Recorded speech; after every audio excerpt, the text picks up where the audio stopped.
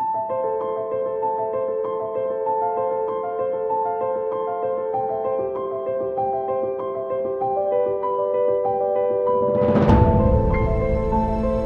दर्शकबिन, पवित्र गार्डन्समा फेरि स्वागत छ हजुरहरूलाई। आज म किन उपस्थित भए भन्नु चाहन्छु है त हजुरलाई। ल जानकारी एकदम मूलक मैले सिकाउने छु।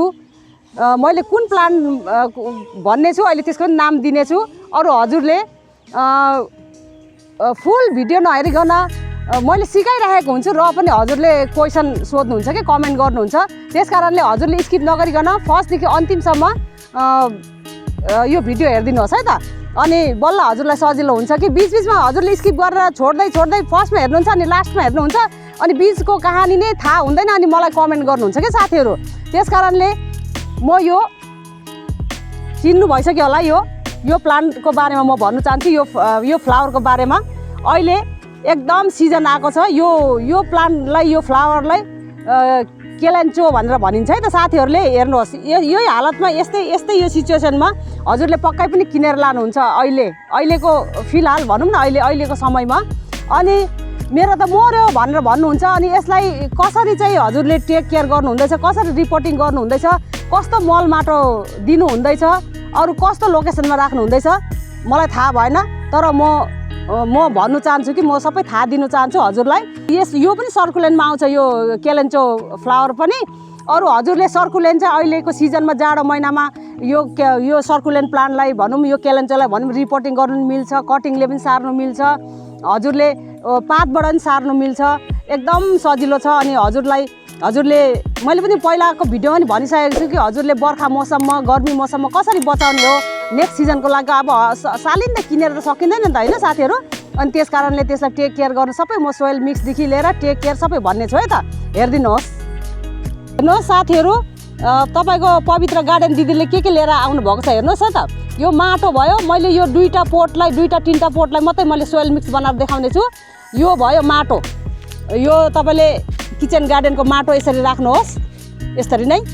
अरू यो माटोभन्दा अलिकति कम्ती मात्रामा यो सेन्ड, यो बलुवा राख्नुहोस् है त साथीहरू। यो बलुवा राख्नुहोस्। मैले यो दुलोलाई चाहिँ बन्द गर्नुको लागि यो पोली ब्याग राखेको थिएँ कि। अनि यसरी नै। अनि यसमा कोकोपिट चाहिँ एकदम एभोइड गर्नुहोस् है साथीहरू। कोकोपिट चाहिँ लाउनु हुँदैन नि, किनभने यो प्लान्टले चाहिँ यो एकदम पानी कम खान्छ। पानी धेर भयो नि, हेर्नुहोस् यो नतिजा। पानी धेर भयो नि यसरी पात डढेर आउँछ, यसरी कालो हुन्छ।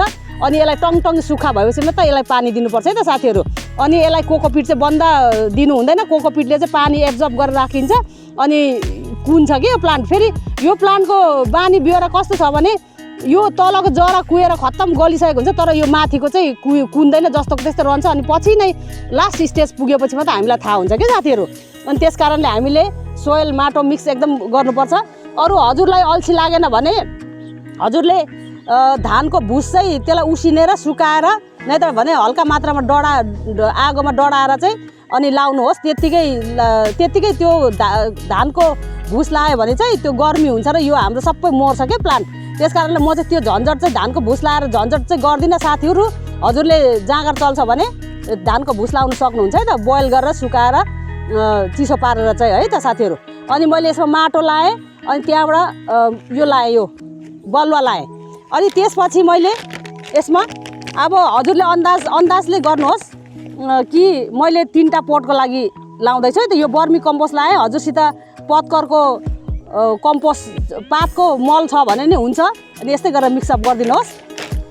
अनि यो बोन मिल चाहिँ लाउनुहोस् है त साथीहरू। बोन मिल छैन भने हड्डी यो के अरे अन्डाको चुरा पनि मिक्सरमा पिनेर लाउनु सक्नुहुन्छ। यसले चाहिँ हाम्रो यो जरा यसको एकदम मुनि जान्न नि त यसको जरा चाहिँ। अनि त्यस कारणले जरालाई राम्रो हेल्दी राख्नको लागि चाहिँ बोन मिल हुनु एकदम जरुरी छ।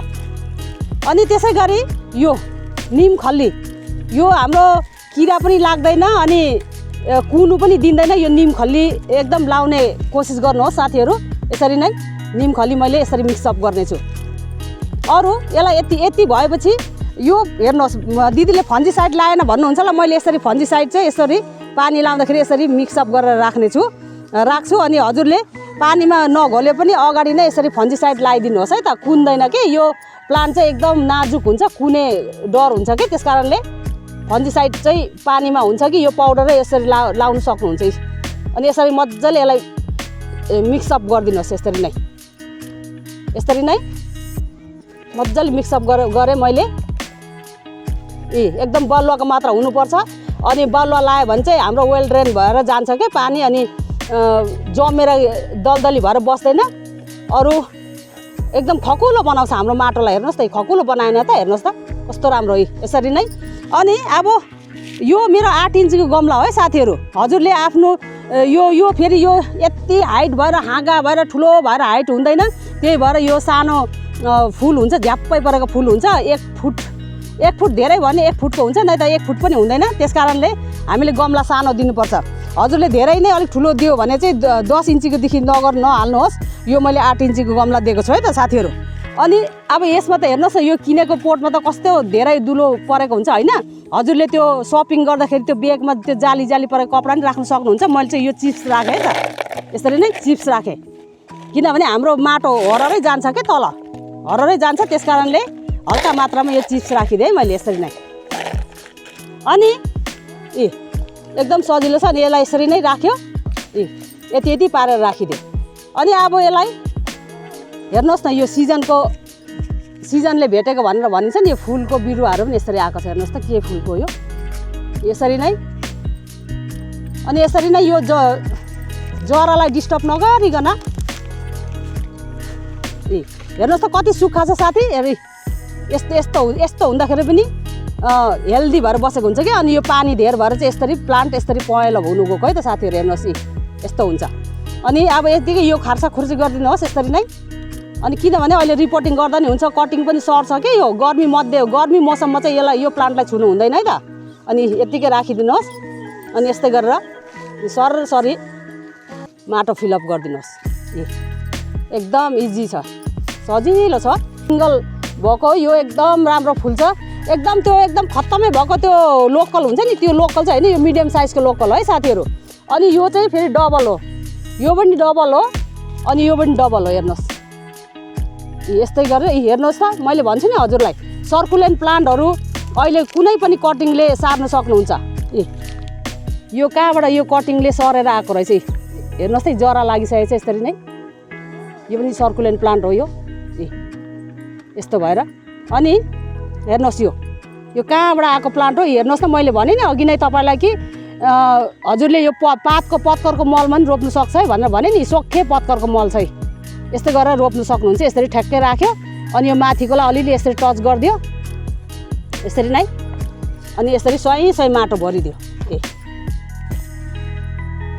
एकदम सजिलो छ साथीहरू यो। अरू यो प्लान्टलाई कस्तो ठाउँमा राख्ने भनेर पक्कै पनि कमेन्ट गर्नुहुन्छ है त हजुरले ल। अनि यो प्लान्टलाई चाहिँ यो फुल्ने फुल अहिलेको सिजनको फुल, विन्टर सिजनको फुललाई चाहिँ हमेसा घाम चाहिन्छ है त यसलाई। अनि बर्खा मौसममा मात्रै यसलाई छरीमा लुकाएर राख्नुपर्छ यो केलेन्चो फुललाई। अनि अहिले चाहिँ घाम एकदम चाहिन्छ, बिहानदेखिको बेलुकैसम्म घाम चाहिन्छ है त। अरू साथीहरू रिपोर्टिङ गरिसकेपछि पानी हाल्नु नबिर्सिनुहोस् है त। अरू बेलामा अनि एकदम सुक्खा भएपछि मात्रै हजुरले फेरि पानी हाल्नुहोस्। यो मैले अहिले रुफटपमा आएँ है त। मैले रुफटपमा मैले यसरी घाममा राखेको छु। अनि बेला यो फुललाई यसरी गोडमेल गरिदिनुपर्छ। मैले अघि भने नि सानो पोटमा, ठिकठिकैको पोटमा रोप्नुहोस्। धेरै ठुलो गमलाहरू मन पराउँदैन यो प्लान्टले।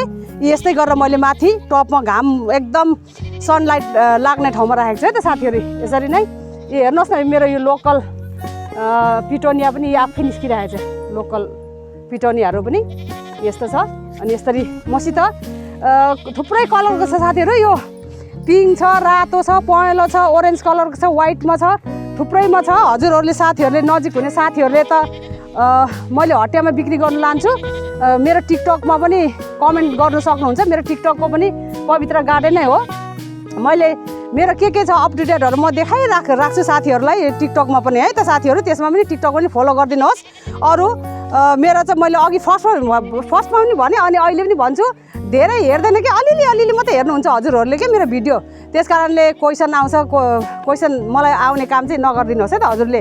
कि मलाई थाहा हुन्छ नि त हजुरले मैले त्यो भनिरहेको छु देखाइरहेको छु र पनि क्वेसन गर्नुहुन्छ मलाई कमेन्ट गर्नुहुन्छ फेरि कमेन्ट गऱ्यो भने रिसाउँछ दिदी भनेर नभन्नुहोस् है त रिसाएको होइन हजुरलाई मैले भनेको है त ल अनि फर्स्टदेखि लास्टसम्म ग्याप नगरिकन हेरिदिनुहोस् भन्नु चाहेको हो अनि नयाँ मेरो साथीहरू अवश्य पनि पक्कै जुड्नु भएको छ डे बाई डे सब्सक्राइब त गरिदिनु भएको छ हजुरहरूले एकदम थ्याङ्क यू भेरी मच भन्न चाहन्छु अरू यो केलेन्चोको फ्लावरको टेक केयर यस्तो